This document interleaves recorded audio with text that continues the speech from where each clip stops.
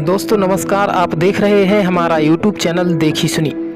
दोस्तों इस वीडियो में आज हम चर्चा करने जा रहे हैं पूरे देश भर के संविदा कर्मियों के संबंध में। दोस्तों ये वीडियो खास तौर पर संविदा कर्मियों के लिए है, उनके पक्ष में उनके हक की बात करने के लिए बनाया गया है। दोस्तों जो समस्याएं हैं संविदा कर्मियों की, देश में जो मुद्दे हैं संविदा कर्मियों के, उनको इस वीडियो के माध्यम से सरकार तक रखने का पूरा प्रयास किया जा रहा है। तो दोस्तों जैसे कि आप सब जानते हैं कि पूरे देश भर में प्रत्येक राज्य में प्रत्येक विभागों में संविदा पर कर्मचारी लगे हुए हैं और कर्मचारियों का किस तरह से संविदा पर कार्य करते हुए शोषण किया जाता है ये आप अच्छी तरह से समझते होंगे।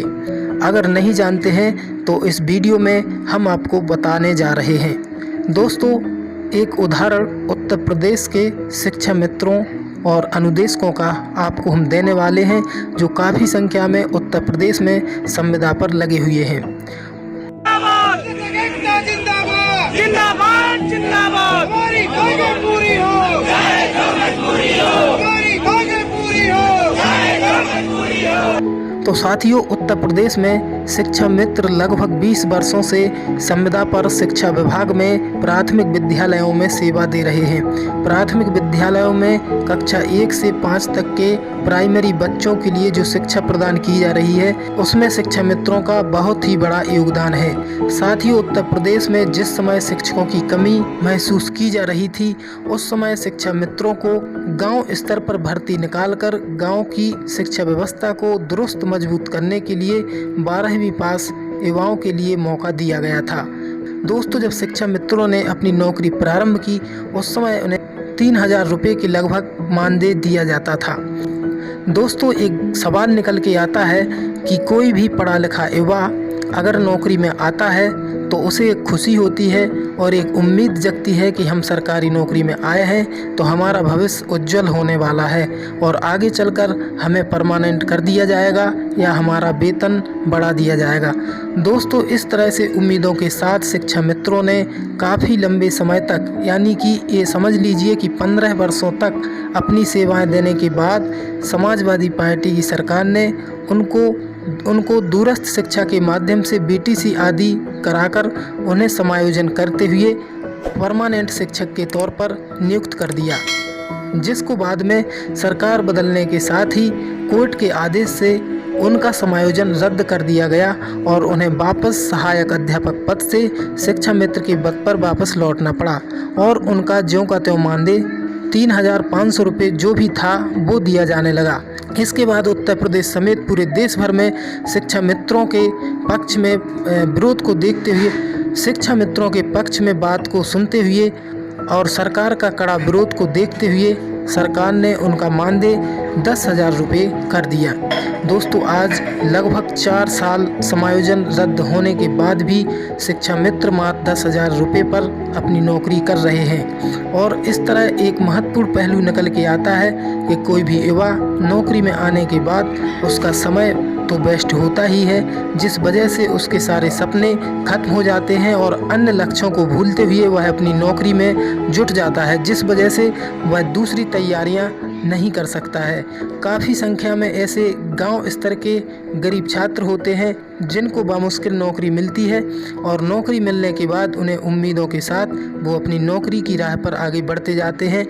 और अन्य लक्ष्यों को छोड़कर अपनी नौकरी में पूरा समय देते हैं और इस तरह से वो अपनी नौकरी करते करते काफ़ी सालें उनकी इस तरह बर्बाद हो जाती हैं। तो दोस्तों ये सबसे बड़ा उदाहरण है कि उत्तर प्रदेश में शिक्षा मित्र 20 वर्षों से अपनी सेवाएं देने के बाद मात्र 10,000 रुपये में कार्य कर रहे हैं और 10,000 रुपये आप समझ सकते हैं इस समय मजदूर का वेतन लगभग 250-300 रुपये से लेकर 500 रुपये तक हो गया है और महंगाई के इस दौर में 200 रुपये लीटर खाने वाला तेल और 100 रुपये लीटर पेट्रोल का दाम पहुंच चुका है। इसी के अनुपात में अन्य चीज़ें भी महंगी हुई हैं। तो इस तरह महंगाई के इस दौर में कहा जा सकता है कि 10,000 रुपये 7,000 रुपये में किस तरह एक व्यक्ति अपना पूरा परिवार चला सकता है। दोस्तों दूसरा उदाहरण उत्तर प्रदेश के अनुदेशकों का है। अनुदेशक 2013 में उत्तर प्रदेश में शिक्षा विभाग में पूर्व माध्यमिक विद्यालयों में भर्ती हुए थे। जिनमें से काफ़ी संख्या में बीपीएड डिग्री धारक अनुदेशक भी शामिल हैं, जो खेल और स्वास्थ्य के लिए रखे गए हैं। इन अनुदेशकों को संविदा पर कार्य करते हुए मात्र 7,000 रुपये मिल रहा है। इनकी नियुक्ति भी 7,000 रुपये मानदेय पर की गई थी, लेकिन 2-4 साल बाद नौकरी करने के बाद इनके मानदेय में 1470 रुपये की बढ़ोतरी की गई थी। 1470 रुपये बढ़ोतरी की जाने के बाद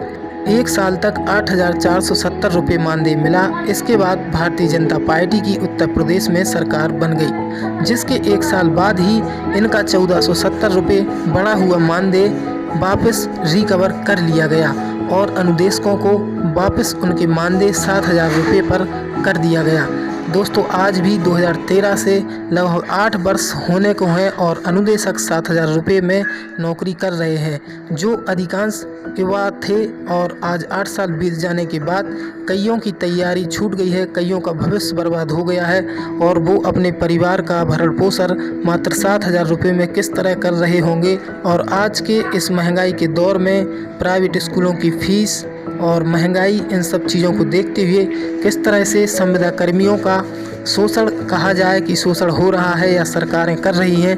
तो इस पर आप भी समझ सकते हैं। दोस्तों, इस तरह से आप पूरे देश के संविदा कर्मियों का प्रत्येक विभाग में 2,000 से लेकर 5,000 रुपये, 7,000 रुपये, 10,000 रुपये तक मानदेय पर कर्मचारी रखे गए हैं, जो एक निश्चित मानदेय पर अपना पूरा जीवन गुजार देते हैं। सुप्रीम कोर्ट के आदेश के बाद नई राष्ट्रीय शिक्षा नीति लागू होने के बाद भी इन निर्णयों को क्यों लागू नहीं किया जाता कि समान कार्य पर समान वेतन दिया जाना चाहिए। प्रत्येक विभागों में संविदा के पद अगर रखे भी जाएं तो उनको एक सम्मानजनक मानदेय जो आज के महंगाई के अनुपात में उचित हो वह दिया जाना चाहिए, क्योंकि सरकारें जब एक परमानेंट कर्मचारी को 50,000 से ऊपर वेतन देने के बाद भी उन्हें अनेक तरह के भत्ते देती है, तो वह भी समझ सकती है कि जब इतने भत्ते में और इतने वेतन में परमानेंट कर्मचारियों का काम नहीं चल पाता होगा तो इन संविदा कर्मियों का खर्च कैसे चलता होगा या इन संविदा कर्मियों का परिवार कैसे चलता होगा। दोस्तों, अनेकों कर्मचारी, परमानेंट कर्मचारी और अधिकारी जिनको केवल भत्ते के रूप में अनेकों तरह के भत्ते उन्हें दिए जाते हैं, अनेकों तरह के भत्ते के रूप में 5 से 10,000, 20,000 रुपये भत्ते के मिलते हैं, तो एक संविदा कर्मी जिनको मात्र पूरा मानदेय 7,000, 5,000, 10,000 रुपये मिलता है, वो अपना पूरा परिवार कैसे चलाते होंगे, जबकि एक सरकारी कर्मचारी अपने उस वेतन से खुश नहीं है और पुरानी पेंशन की मांग कर रहा है। दोस्तों, इस वीडियो को सुनकर आप समझ चुके होंगे कि संविदा कर्मियों का दर्द क्या है और संविदा कर्मियों के लिए सरकार को क्या कुछ करना चाहिए। ये सरकार में बैठे नेता और कर्मचारी इस पर विचार करें और इनके लिए कुछ अच्छा ज़रूर सोचें और कुछ नई योजना ऐसी लेकर आएँ और कुछ इस तरह की योजना बनाई जाए कि इनको एक सम्मानजनक मानदेय जिनसे इनका परिवार ठीक रूप से चल सके लागू किया जाए। धन्यवाद, नमस्कार। मिलते हैं अगली वीडियो में अगले विषय के साथ।